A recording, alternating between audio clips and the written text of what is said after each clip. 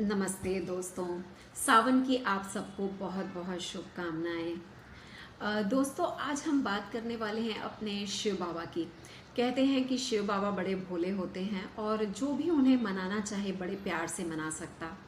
उसके साथ साथ हम ये भी जानते हैं कि जो सावन का महीना है वो शिव जी को प्रसन्न करने के लिए सबसे अच्छा तरीका है। और शिव बाबा ऐसे हैं कि उन्हें आप बड़ी आसानी से मना सकते हैं और आपकी जो भी इच्छाएं हैं वो आप पूरी कर सकते हैं। इस सावन में शिव जी का अभिषेक आप बहुत तरीके से कर सकते हैं। अलग अलग जो भी आपकी परेशानियां चल रही हैं उस हिसाब से आप शिव जी का अभिषेक कर सकते हैं। मैं doctor Neha Pradeep Jethwani, Neha's divine world में आपका स्वागत है। आज हम जानेंगे कि हम शिव जी का कैसे अभिषेक करें और किस अभिषेक से हमें क्या फल मिल सकता है। दोस्तों, अगर आपको लगता है कि आपके घर में बहुत लड़ाई झगड़े होते हैं या आपको ऐसा लगता है कि हमारे घर में मानसिक पीड़ा बहुत है। मानसिक पीड़ा का मतलब ये कि कोई ना कोई एक इंसान है जो उदास बैठा हुआ है, या किसी को डिप्रेशन हो जाता, कोई बहुत जल्दी बिल्कुल अकेला फील करने लग जाता। तो अगर वो इंसान या उस घर का जो भी इंसान है वो शिव जी का अभिषेक अगर वो दूध से करता है इस पूरे सावन भर, तो वो देखेगा कि उसके घर में जो मानसिक पीड़ाएं जो हैं वो कम हो जाएंगी। जो भी घर में लड़ाई झगड़े होते हैं वो आप देखोगे कि कम हो जाएंगे। वैसे ही अगर कोई दाम्पत्य हैं, शादी किए हुए जोड़े हैं जो चाहते हैं कि उनके वंश की वृद्धि हो और उन्होंने काफ़ी प्रयास किया है अपने वंश वृद्धि के लिए, तो वो इस सावन में अगर शिव जी का घी से अभिषेक करते हैं तो वो देखेंगे कि उनके वंश की वृद्धि होगी।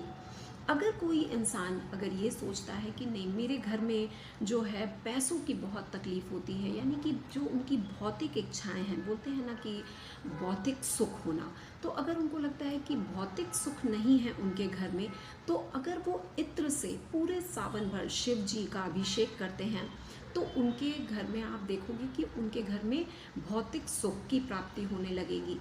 वैसे ही अगर किसी को लगता है कि नहीं, मैं तो हमेशा मानसिक अशांति रहता हूँ, यानी कि मेरे मन में बिल्कुल भी शांति नहीं है, जब देखो दिमाग मेरा डिस्टर्ब रहता है या मेरा दिमाग इधर उधर चलता रहता है, तो वो सिंपल अगर जल से भी, यानी जल धारा से शिव जी का अगर अभिषेक करता है तो वो देखेगा कि उसका मन जो है वो शांत रहेगा।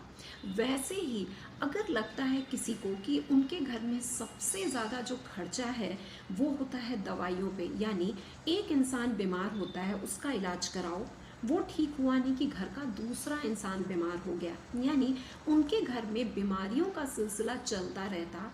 अगर वो चाहते हैं कि उनके घर में ये जो बीमारियों का जो है वो सिलसिला चलता रहता है, अगर उससे वो छुटकारा पाते हैं तो वो शिव जी का अभिषेक शहद से करें, यानी पूरे सावन भर वो शिव जी पे शहद चढ़ाएं। अगर वो शहद से शिव जी का अभिषेक करते हैं तो उनके घर की जो भी बीमारियां हैं, जो भी बड़ी बड़ी बीमारियां हैं, वो भी आप देखोगे उनसे भी वो उनको आराम मिलने लगेगा और वो बीमारियां दूर होने लगेंगी। वैसे ही अगर किसी को लगता है कि नहीं, मुझे तो सिर्फ आर्थिक ही मजबूत करना है, मेरी आर्थिक समृद्धि बनी रहे, साथ ही साथ घर का जो माहौल है बड़ा खुशहाल रहे, अगर कोई चाहता है तो वो शिव जी का अभिषेक गन्ने के रस से करे। तो गन्ने के रस से अगर वो शिव जी का अभिषेक करता है तो उनके घर में आर्थिक समृद्धि बढ़ेगी, साथ ही साथ घर का माहौल जो है वो सुखद हो जाएगा। अगर किसी को ऐसा लगता है कि नहीं, बाकी तो सब कुछ ठीक है लेकिन मैं एक भी शत्रुओं को अपने से दूर करता हूँ तो चार शत्रु और पैदा हो जाते हैं, यानी कि वो हमेशा किसी ना किसी शत्रु से घिरा हुआ है और उसे लगता है कि नहीं, बार बार कोई ना कोई इंसान मेरा दुश्मन हो जाता है।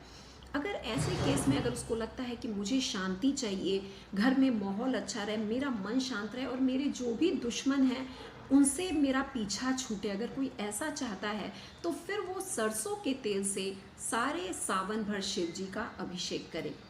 अगर किसी को लगता है कि मुझे तो सब कुछ चाहिए, यानी क्या कि धर्म, काम, मोक्ष, कर्म, यानी कि जो भी हम चाहते हैं, बोलते हैं ना कि चार पुरुषार्थ की जिनको प्राप्ति होती है, धर्म, कर्म, काम मोक्ष जो चाहते हैं अपने जीवन में, चारों पुरुषार्थ चाहते हैं, वो शिव जी का अभिषेक जो है वो गंगा जल से कर सकते हैं पूरे सावन भर।